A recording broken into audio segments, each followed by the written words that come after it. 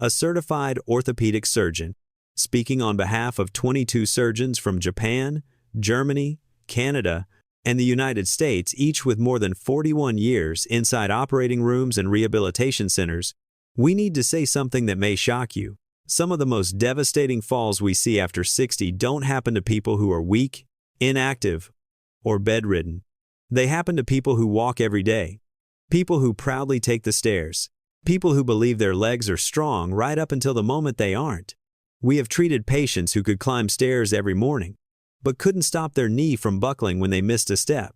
Patients who walked miles a week, yet fractured a hip reaching for a light switch. Patients who trusted stairs to keep them strong, not realizing stairs were exposing a hidden weakness that only shows itself when it's too late. Here's the uncomfortable truth most fitness advice never tells you. Stairs don't build the kind of leg strength that prevents falls. They don't train balance reactions. They don't protect aging knees. And for millions of adults over 60, stairs become the trigger, not the solution. In this video, we're going to reveal the 3 specific exercises every senior must do before relying on stairs exercises we identified after reviewing hundreds of medical studies, analyzing rehab outcomes across 9 countries, and testing nearly 300 movements used in real hospitals, not gyms. One of these exercises restored leg strength faster than stair climbing in patients we followed for years, and most people never hear about it until after a fall. Before we dive deeper, take a moment to tell us in the comments your age and where you're watching from. This helps us create content that truly supports healthy aging. And if staying strong, mobile, and independent after 60 matters to you, subscribe so you don't miss our upcoming senior health guides. Let's clear something up right now. Walking is not the enemy. Stairs are not evil. And movement is absolutely essential as we age. But what we have learned after decades inside hospitals and rehabilitation centers is that walking and stairs only work if the foundation underneath them is already strong. And for most adults over 60, that foundation has quietly weakened without warning signs. This is where the danger lives. Because leg weakness after 60 does not announce itself with pain. It shows up as hesitation, as slower reactions, as grabbing the railing just a little tighter than before, as avoiding stairs when no one is watching. And here is the part most people never realize until it is too late. You do not fall because your legs are weak. You fall because your legs cannot react fast enough when balance is lost.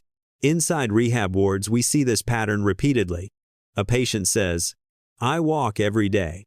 Another says, "I take the stairs to stay strong."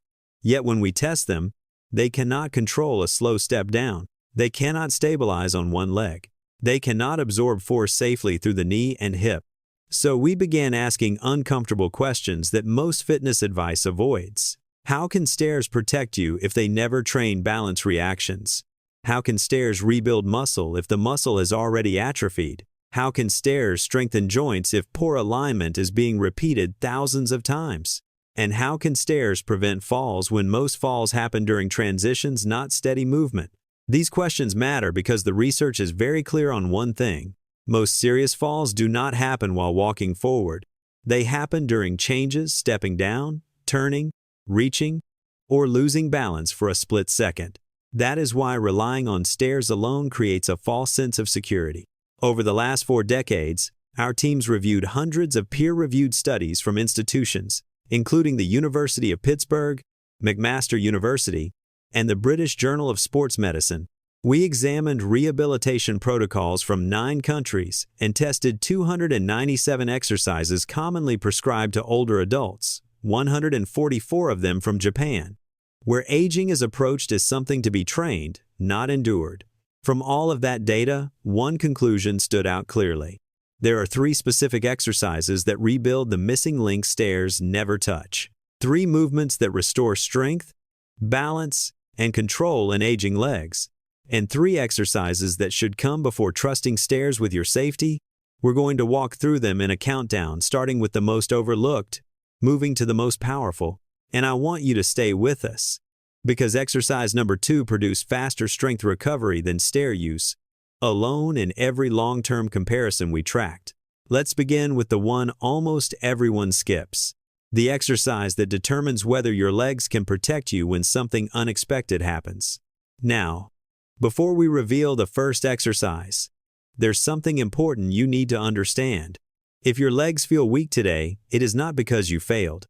It is because aging changes how strength is lost quietly, unevenly, and beneath movements that still feel familiar. That is why stairs can feel manageable until suddenly they don't. This countdown is not about pushing harder. It is about restoring what time has slowly taken away safely, intelligently, and in the correct order. So we're starting with the exercise that seems simple, almost too simple, yet it is the one most closely linked to whether a fall becomes a stumble or a fracture. Exercise number 3. Controlled leg descent. Here is a fact that surprises almost everyone we work with in rehab. Most stair-related injuries after 60 do not happen going up. They happen going down. And the reason has nothing to do with strength in the way most people understand it. Going downstairs requires eccentric control, the ability of your leg muscles to slowly lengthen while absorbing your body weight. This is the exact skill that protects your knees, hips, and spine when balance is challenged. When this control is missing, the leg doesn't give warning. It collapses for a split second, and that split second is all it takes. In clinical testing, adults over 60 who lacked controlled descent strength showed significantly higher knee stress, reduced shock absorption, a much greater likelihood of grabbing railings or freezing mid-step. What's dangerous is that walking and stair climbing do not train this skill properly. They allow momentum to do the work. Gravity takes over, and over time, your body forgets how to control force safely. That's why we see people who appear active, yet fall during the simplest transitions. This exercise retrains the leg to absorb force instead of collapsing under it. It targets quadriceps control, knee stability, hip alignment, tendon resilience, and it does so slowly, which is exactly what aging joints need. If balance is a concern, this is started near a wall or countertop. If pain is present, the range is shortened. If confidence is low, the movement is assisted. What matters is not how low you go. What matters is that your leg relearns how to control your body weight. In long-term rehab data, restoring this single ability led to measurable improvements in stair confidence and a meaningful reduction in knee-related fall incidents. But here's the critical transition point. Even when controlled descent improves, many people still fall. Why? Because strength alone is not enough if the body cannot react fast enough when balance is suddenly lost. That brings us to the exercise that changed outcomes more dramatically than we expected. The one that rebuilt leg strength faster than stairs and exposed the biggest myth in senior fitness. Let's move to exercise number 2. If exercise number 3 taught your legs how to control your body weight, then what we're about to discuss determines whether your legs can recover when something goes wrong. Because here is the reality we see every week inside orthopedic clinics. Most falls are not slow. They happen in a fraction of a second. And if your muscles cannot respond fast enough, strength alone will not save you. This is where stairs quietly fail most people. Exercise number 2. Rapid leg activation. The strength most people never train. This is where the biggest misconception in senior fitness lives. Stairs feel challenging, but they are predictable. The step height never changes. The rhythm stays the same. Your body adapts and then stops improving. But falls are not predictable. A misstep, a loose shoe, a slippery surface, a sudden turn. In those moments, your body relies on fast-twitch muscle fibers. The fibers responsible for quick reactions and balance recovery. These fibers are the first to weaken with age, often starting in the early 60 seconds, and stairs barely activate them. Research published in the British Journal of Sports Medicine shows that loss of rapid leg activation is one of the strongest predictors of falls even in seniors who walk daily. In clinical testing, we observed something alarming. Adults who could climb stairs comfortably often could not. Push off quickly from one leg, regain balance after a small perturbation, react fast enough to prevent a sideways fall. This is why someone can feel strong and still fall. Exercise number 2 targets fast muscle recruitment, neuromuscular timing, protective reflexes in the hips and thighs.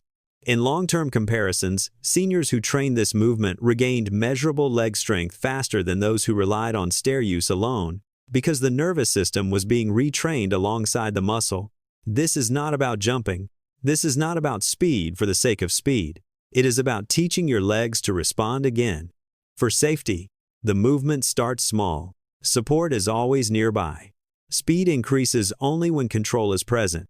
Even minimal activation creates change. What surprised many of our patients is how quickly confidence returned. Not because their legs felt bigger or stronger, but because they trusted their legs again. And yet, even with better reaction speed, one major vulnerability can still remain. Because if the body does not know where it is in space, reaction strength has nowhere to go. That brings us to the most important exercise of all, the one that determines whether your legs, brain, and balance system are truly working together. Let's move to exercise number 1. Exercise number 1. Single leg stability, the foundation of independence. If there is one ability that separates confident aging from fearful aging, this is it.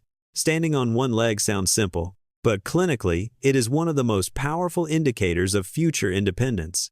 Studies from the European Journal of Preventive Cardiology have shown that inability to maintain single-leg balance is associated with a significantly higher risk of falls and overall decline, independent of how active someone is. Why? Because balance is not a leg problem alone. It is a conversation between the brain, the inner ear, the spine, and the feet. Stairs do not train this conversation. Every step on stairs keeps both feet engaged, limits lateral movement, and avoids true balance challenge. The moment one foot is required to do the work alone, reaching, turning, stepping sideways, weaknesses appear. Exercise number 1 restores joint position awareness, core leg coordination, reflexive balance correction. This is the exercise we often start patients on before they are cleared for unrestricted stair use.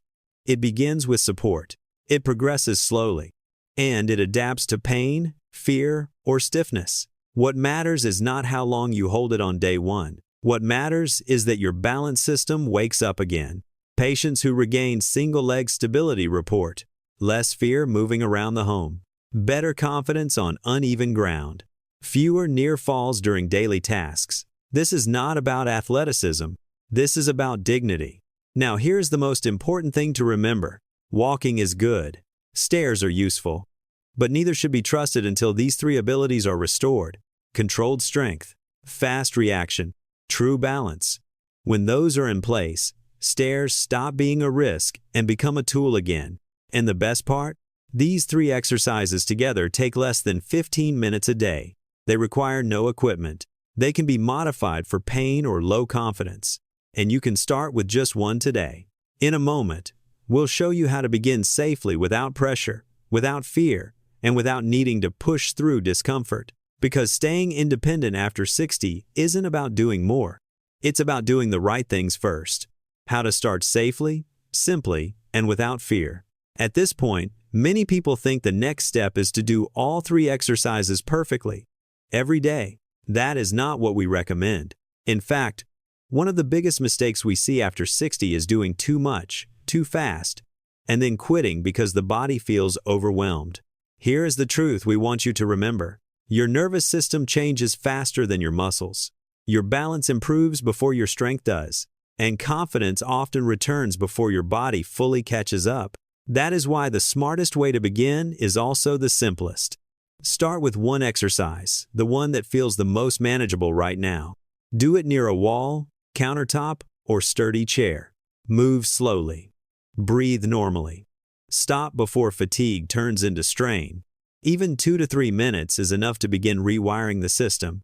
This approach is supported by rehabilitation research from institutions like McMaster University and the University of North Carolina, which shows that low-volume, consistent neuromuscular training produces better long-term outcomes than aggressive routines in older adults. And here is something reassuring many people don't expect. You do not need to feel sore for this to work.